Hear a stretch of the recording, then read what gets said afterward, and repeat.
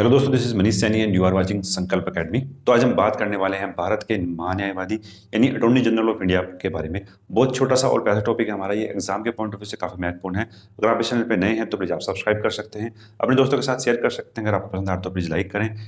तो आज हम बात करेंगे यहाँ पर अटॉर्नी जनरल ऑफ इंडिया के बारे में। तो बात करते हैं हमारे कॉन्स्टिट्यूशन का आर्टिकल 76 बात करता है यहाँ पर अटॉर्नी जनरल ऑफ इंडिया यानी भारत के महान्यायवादी के पद के सृजन के बारे में।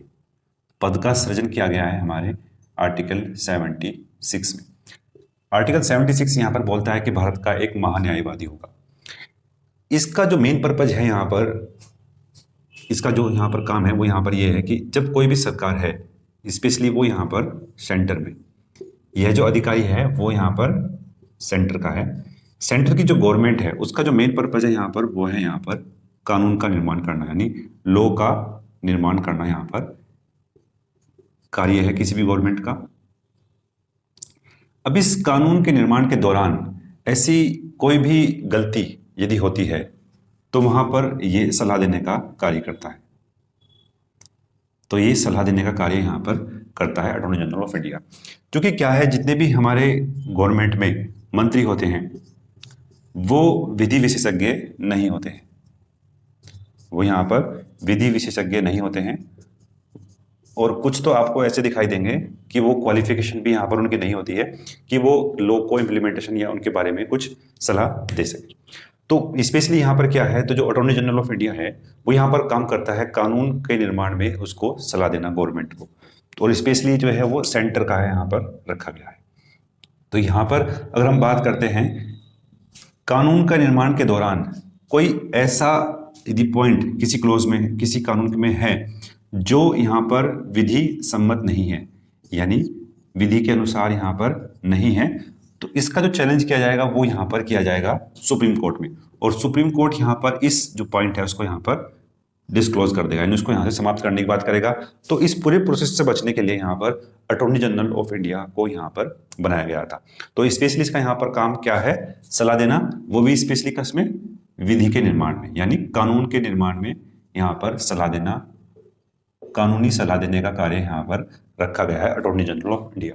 तो यहाँ पर देखा हमने, यहाँ पर मेन पर्पज क्या है इसका, कानून का निर्माण में उनको कानूनी सलाह देना हमारी गवर्नमेंट को। फिर हम यहाँ पर बात करते हैं जो यहाँ पर जो कानूनी अधिकारी है ये भारत का प्रथम विधि अधिकारी है। अगर हम बात करते हैं जो भारत का जो महान्यायवादी है ये यहाँ पर क्या है, भारत का प्रथम विधि अधिकारी है। प्रथम विधि अधिकारी यहाँ पर कौन है, तो वो है यहाँ पर अटॉर्नी जनरल ऑफ इंडिया। तो ये भी एक पॉइंट यहाँ पर बनता है। नेक्स्ट बात करते हैं हम इसकी यहाँ पर नियुक्ति, कार्यकाल और इसके पद के सृजन के बारे में।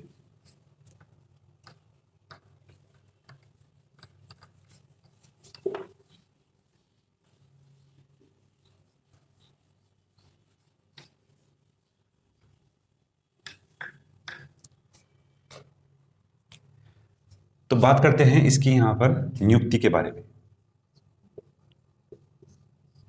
इसकी नियुक्ति यहाँ पर की जाती है राष्ट्रपति के द्वारा। जो राष्ट्रपति की शक्तियां थी वहां पर भी हमने महान्यायवादी के बारे में देखा था कि जो राष्ट्रपति है वो महान्यायवादी की यहाँ पर नियुक्ति करता है। यहाँ पर जो इसकी नियुक्ति का जो आधार, या हम बात करते हैं नियुक्ति का यहाँ पर क्या आधार है, आधार यहाँ पर कुछ ऐसा पर्टिकुलर नहीं दिया गया है, वो केवल राष्ट्रपति की इच्छा के आधार पर यहाँ पर रखा गया है। राष्ट्रपति के इच्छा के आधार पर यहाँ पर इसकी नियुक्ति की बात की गई है। अगर हम बात करते हैं इसके त्यागपत्र के बारे में, यह जो ये त्यागपत्र देगा, ये त्यागपत्र देता है यहाँ पर राष्ट्रपति को ही। तो राष्ट्रपति को ही यहाँ पर त्यागपत्र अपना प्रदान करते हैं। नेक्स्ट बात करते हैं इनके हम कार्यकाल के बारे में, यानी इनका जो कार्यकाल है, टेन्योर है, इनका जो कार्यकाल है वो यहाँ पर तय नहीं किया गया है। तय नहीं किया गया है, इसका मतलब ये है कि वो राष्ट्रपति के प्रसाद पर्यंत ही अपने पद पर बने रहते हैं। राष्ट्रपति के प्रसाद पर्यंत अपने पद पर बने रहते हैं। और राष्ट्रपति की इच्छा किसकी इच्छा है, यहाँ पर हमने बात की थी मंत्री परिषद की, जो हमारी सेंट्रल की जो मिनिस्ट्री है उसी की इच्छा के अनुसार राष्ट्रपति कार्य करते हैं। यानी जब तक मंत्रिपरिषद की इच्छा यहाँ पर होगी अटॉर्नी जनरल ऑफ इंडिया यहाँ पर अपना कार्य करते रहेंगे। तो ये था यहाँ पर इनके कार्यकाल, त्यागपत्र और नियुक्ति के बारे में। फिर हम बात करते हैं इनकी यहाँ पर क्या क्या योग्यता, क्वालिफिकेशन रखी गई है। सॉरी, इनकी बात करते हैं योग्यता के बारे में। तो योग्यता के बारे में यहाँ पर केवल इतना कहा गया है कि सुप्रीम कोर्ट के जज के समान इनकी योग्यता होनी चाहिए। चूंकि आप इतने बड़े पद पर यहाँ पर सृजन कर रहे हैं, इतने बड़े पद का, तो आपको जो कानूनी सलाह देने का जो अधिकार है वो यहाँ पर एक अच्छे खासे लेवल पर यहाँ पर होना चाहिए। तो वो कौन है? सुप्रीम कोर्ट के जज के समान आपकी क्वालिफिकेशन यहाँ पर रखी गई है। तो सुप्रीम कोर्ट का जो जज है उसके अगर हम क्वालिफिकेशन की बात करते हैं तो दो यहाँ पर क्राइटेरिया हमें दिखाई पड़ता है। या तो आपने 5 साल एक या एक से अधिक हाई कोर्ट में जज की भूमिका पर रहे हों,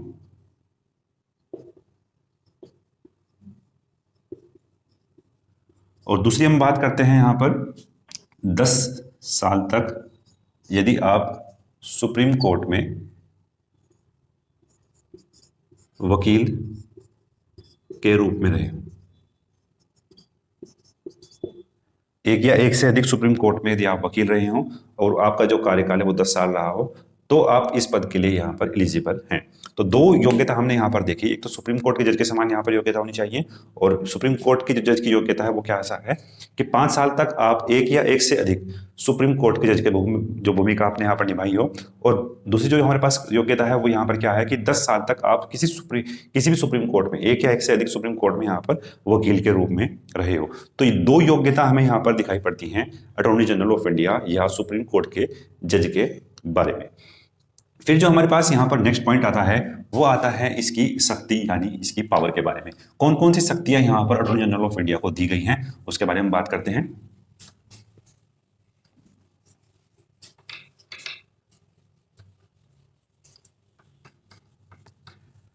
अगर आपने अब तक हमारे चैनल सब्सक्राइब नहीं किया है तो हम आशा करते हैं कि आप हमारे चैनल को सब्सक्राइब कर सकते हैं, क्योंकि हम जब भी आप सब्सक्राइब करते हैं तो हम मोटिवेशन होते हैं अगली नेक्स्ट वीडियो बनाने के लिए। तो हम आशा करते हैं कि आप हमारे चैनल जो है सब्सक्राइब कर रहे होंगे यदि आपने नहीं किया है। यदि आपने किया है तो प्लीज़ आप लाइक करें, दोस्तों के साथ शेयर करें। तब हम बात करते हैं इसकी यहाँ पर शक्ति के बारे में।